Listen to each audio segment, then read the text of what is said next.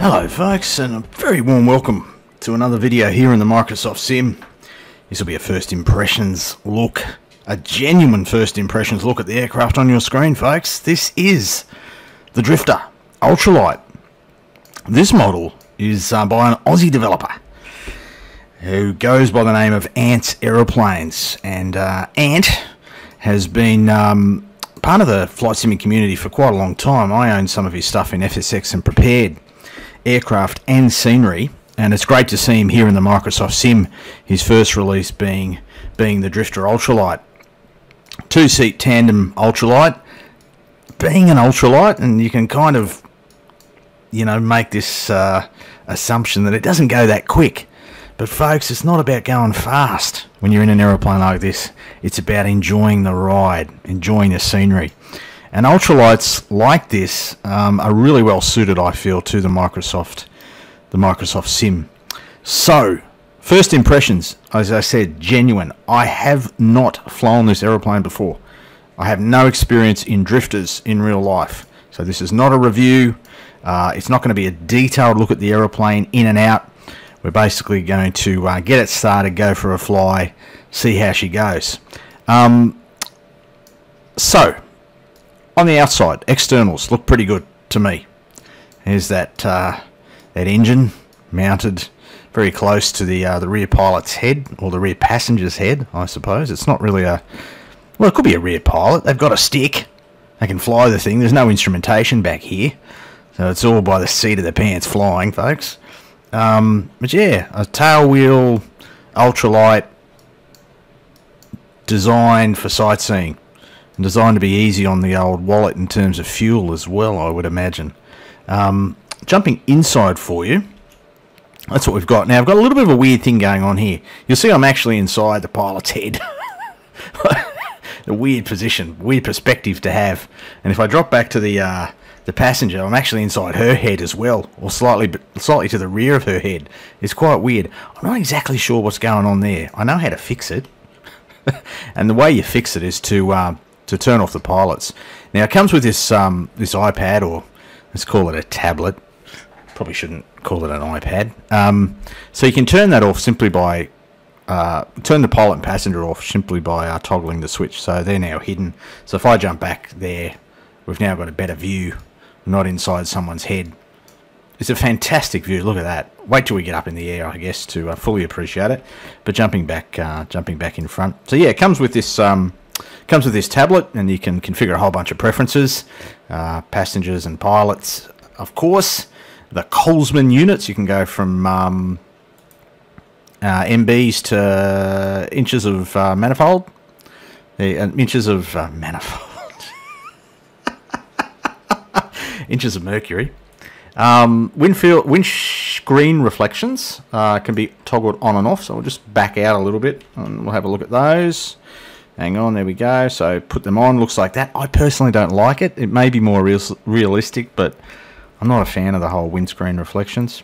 You can toggle the GPS on and off. It's got a little GPS unit there. Wheel covers on, so wheel covers being there. Turn them on and off. It'll be a little bit difficult for me to show you that, so take that off. They're now off. I'm going to leave them on. I like them on. Wheel chocks on and off, tie downs, pitot cover, engine cover, etc. So that's in your preferences. Next page. It does come with an autopilot. Now, for the purists, you're not going to like that. This aeroplane in real life definitely does not have an autopilot, but it does allow you to sim the way you want to sim, and I appreciate that sort of stuff. So thanks to Ant for including that in his first release here in the Microsoft Sim. We might check out the autopilot later. Transponder down the bottom. Next page is system status. So you can't do anything here. It just tells you some diagnostic information, I guess. And then the final page is your flight data. It'll tell you airspeed, altitude, vertical speed, your RPM, and your power. Now it's showing airspeed at, as you can see, it's clocking. We're not moving, but we do have some wind here today. So it's registering that. Very, very light. Altitude of 29 feet. That's fine. We are not in the sea. And what else can we do? And then it goes back to the preferences page. So getting rid of the the tablet. Now this is in the documentation. It says switch down here. So you toggle the tablet on and off with this one down here. What else can I show you? Look, how about we get it started and go for a fly. First impression. So I'm going to miss some stuff. It does come. It's well documented. We'll have a quick look at the documentation. And yeah, look, if you're into your low and slow and truly slow flying, you want to enjoy the gorgeous scenery that's featured in this sim, particularly in this part of the world, and I'll talk about where we are in a minute, because this freeware airport is actually done by the same guy that did the aircraft. This is a place called Evans Head. It's on the coast of the east coast of Australia, New South Wales, and we're going to fly down to another place called Yamba, which is down the road from here, which is also another freeware airport done by the same guy. So, and has a in addition to that, and this is what I really like, I hope more developers do it. So I jump back outside, sorry. There is a demo version, a free demo version that you can download of this aircraft and try it out before you buy. Try before you buy. I wish more developers would do that. Have confidence in their products, because if it's a good product, people will buy it. This is very reasonably priced. It's like $17 or something, $18 US, which is like 150 US with the current exchange rate. 150 Aussie dollars, I should say. Not quite that bad, but bloody exchange rates. A bit ordinary at the moment. But 17 or 18 bucks US for a quality aircraft. A developer who's got a bit of history in developing GA birds, and is hopefully going to bring some of them to the Microsoft Sim. I think he's worth supporting, and it happens to be Australia Day, so I reckon he's definitely worth supporting, a fellow Australian. Let's go flying, folks. Right, folks, so let's get this thing started. Fairly simple process according to the documentation. There's a master switch down here. The ignition switches are over here on the left hand side. Both need to be on. We'll move the stick out of the way. And a cold engine requires a few squirts of the primer, and we'll give it 3 squirts. Throttles at idle, and we'll now move the key to the start position, and she starts. She also starts to move. Bring that throttle back. We'll idle about 2,500, something like that. We'll hit the parking brake. Parking brake is set. The GPS is on. We're heading down to Palmer's Island, not too far. How far are we down there? 22 nautical miles, which isn't far, and I'd normally say that's not going to take us very long, but in this aircraft it'll take a while. It doesn't exactly scream along the ground, folks. Cruise is sort of in the 55s to 65 range. So it's not a speed demon, but like I said at the start, you don't buy this for speed. You buy this basically to go as slow as you can safely and enjoy the scenery. Let's take the parking brake off. I'll taxi out. Nice, respectable, sort of low idling here, just under 3,000 RPM. Head around to the right and then around to the left once we get out onto the runway. Perspective will take some getting used to. Very close to the ground, and you're high up. The visibility is just absolutely sensational. Yeah, so good. So first impression so far, and this is without flying the aeroplane at all, but this is a nice addition to the sim. It's just great to see developers like Ant here in the world of MSFS 2020. And as I said earlier, I really hope that he brings some of his other aeroplanes. There's quite a nice collection. Or it was a nice collection. Still is if you've still got FSX and Prepared installed. Righto, we'll line up here. Looks like sort of runway 18, I think it is. What's our wind doing? Oh yeah, favouring departure off 18. A little bit of cloud around. That's not going to bother us. We're not going to get anywhere near the cloud. What else do we need to worry about? Probably not too much, eh? Not too much at all. So, let's do it. Introduce some juice. Here we go, a bit more juice. And into full power. Away we go. Sounds good. We rotate about there. There we can. There we go. We'll climb out about 50 odd knots. Is what we're going to plan for. Now we do have a yaw string here in the front. It's barely visible. Might be difficult to see on the video. Yaw string, often found in gliders and stuff, and in ultralights. And it'll kind of tell you where to put your feet, folks, which pedal to press. At the moment, we're kind of flying in balance, so it's pretty good. We'll sort of head down here. This is what 50 knots looks like, folks, over the ground. Very, very slow. The town of Evans Head, New South Wales. There she is. Hosts a fly-in, I think, down here, or used to anyway. She's a beautiful coastline. Let's head out over the coast rather than inland. This is just absolutely gorgeous part of the world. Come back on the juice. And the sounds, yeah, the sounds sound pretty good to me. It seems that you're sort of getting the right change as you move the throttle. That's full power now. See how it builds up and then you reduce it and it drops off. That's pretty good.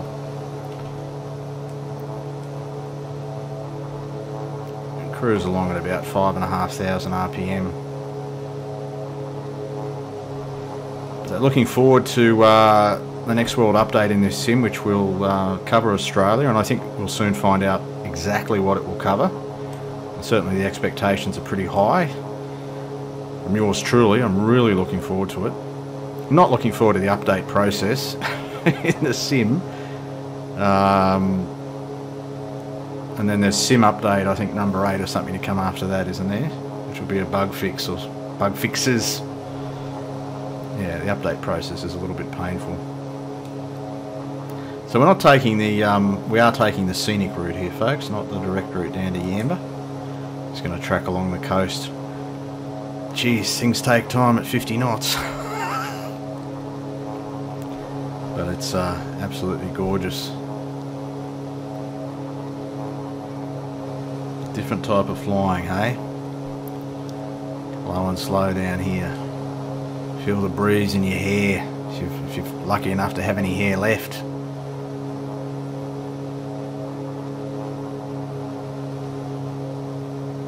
Pretty big ultralight scene here in Australia.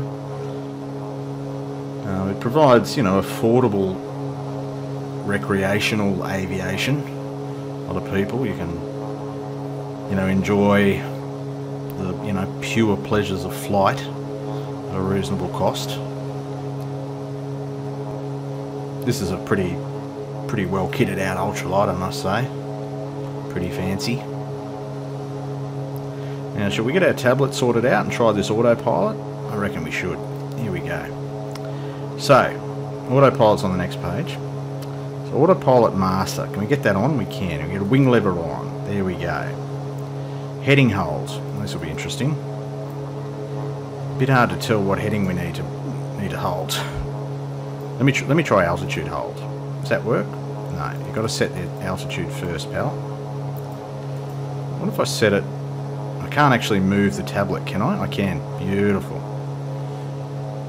Okay, so that helps. So heading hold of about 170. Heading hold 170. It's a little bit too far.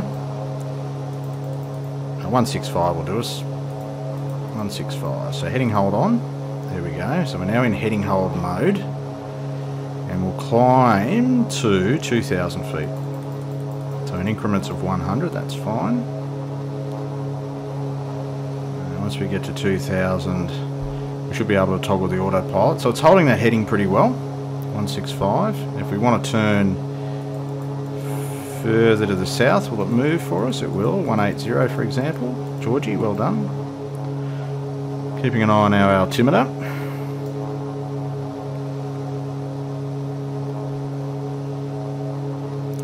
Now maintaining 180 or close enough to it. And we're at 2,000 feet, so we're going to go to altitude hold at 2,000. There we go. I think I've got all that stuff right. A little bit clumsy, but it gets the job done.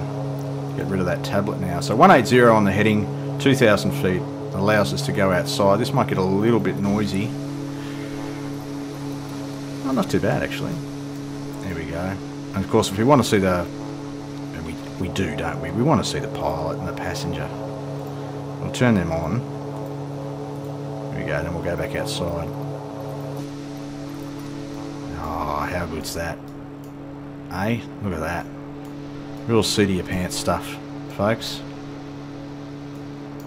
Closest thing you get to feeling like a bird, I guess. Well, probably a glider, a hang glider might be closer, but you know what I'm trying to say. So yeah, first impressions of the aeroplane are very positive indeed. We've got a couple of ultralights, or a few ultralights in the sim now, right? There's a freeware one. Can't remember the name of it. It's like the MW9 or something. Am I remembering correctly? That's freeware. It was an ultralight. Did Asobo put out their own ultralight? Which you can buy on the marketplace. Now this one I'll provide a link to in the description. You can buy it from the developer himself, or you can get it at a couple of other sites. It's not available on the marketplace at present, to my knowledge. And yeah, for 17 or 18 bucks, whatever it is, it's pretty good value. I'm pleased with it. Pleased to support an Aussie developer here in the sim. Folks, I'll get us closer to Yamba, and we'll fly and approach and wrap the video up there. So not far to go now, folks. Town of Yamba. One thing I've noticed is this GPS is very difficult to read with that glare. So the VFR map that, you know, the basic VFR map that comes with the sim might be helpful. You're basically seeing the same representation as what you would in the GPS, minus a few other functions, admittedly. But yeah, I find that, you know, very difficult to read. It's actually quite hard on the eyes. So just an observation, it's a first impression, not necessarily a criticism of the aircraft, just an observation of reality, I suppose. So Palmer's Island is up here, folks. Beautiful part of the world. Fantastic fishing and boating, if you're into that sort of caper. That looks a lot like an airstrip down there, doesn't it? I don't know what that is called.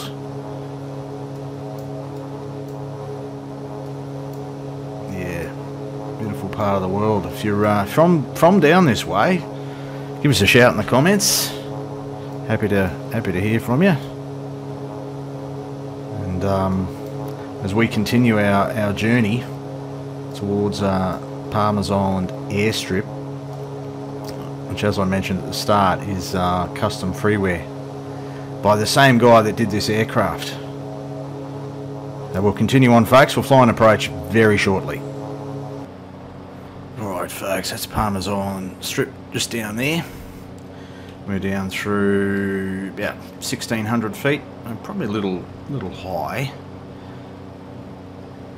where I thought we'd be. Let's see how well this thing slips. A bit of an opposite aileron and rudder treatment, and she sinks pretty well. 50 knots we're holding. I suppose we want to get much slower than that. Here's the airstrip there at about a 10 o'clock position. Definitely got some height to lose. And a pretty significant slip here. Such a weird perspective. And where's the strip? There it is down there. Don't want to lose sight of it.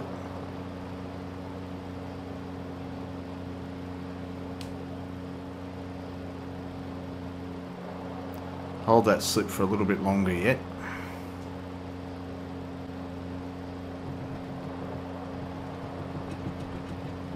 Should be okay. Nice long strip for an ultralight like this. Just can't transition out of that too quickly. Wrong view. I'm getting a little bit slow. Under 40 knots there. Let's hold that. You might have to hold the slip all the way down. And down Going through 50, getting a little bit quick. Slow, quick, quick, slow. I'm gonna hold this slip in a fair while here. She flies pretty well. I've got no real world experience to base that judgment on, folks. Bear that in mind. But it flies as you would expect an ultralight to fly. Is probably the best way I can summarise it.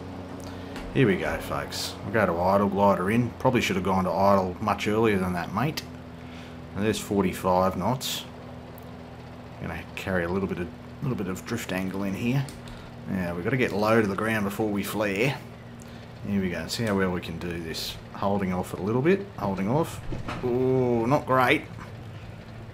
Feels like I planted that a little bit. Just light on the braking. There we go. Look, I'll take that for a first landing in the aircraft. But, yeah, we'll do a U-ey here and taxi back towards those hangars that I saw. Nice and gentle. And we'll taxi back down the side of the strip. Yeah, folks, first impressions of Ant's airplane Drifter. Hot off the press. Happy Australia Day to any Australians out there as well.